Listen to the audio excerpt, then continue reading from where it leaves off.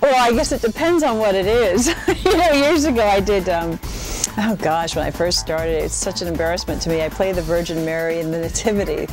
I think it was about the second job I ever had, and so every Christmas my friends call me and say, "You're riding the donkey again." You know.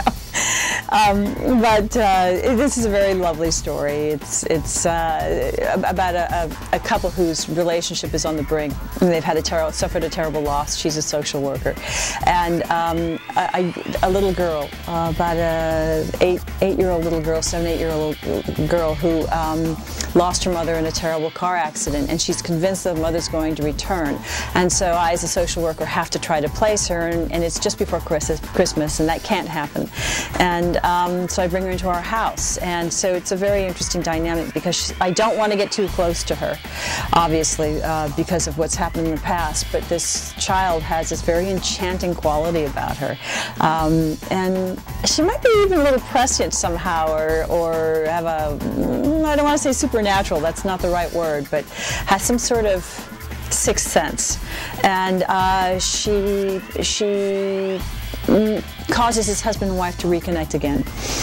But the young girl is played by this wonderful young actress named Tori Barban, who's gorgeous and magnificent, and it's James Remar and Ian Ziering, and it's based on a number of successful novels. I don't know, it's handled with a very light hand.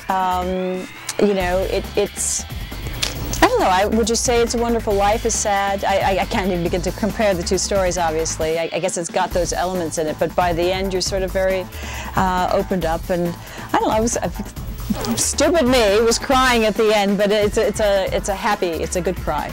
I'm an old movie freak, and what I tend to do is play lots of old movies. I don't know what it is. Sometimes I wonder if a lot of Christmas, religious factors aside, was half invented by Hollywood.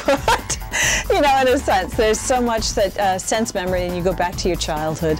I'll be here. We'll probably go see It's a Wonderful Life, and then we'll jet off to Texas to go to my friend's ranch where we have a big Christmas celebration together. I mean, this is an absolute feel-good movie, you know, and it'll be around again and again, and I don't know, I think that we can't get enough of them.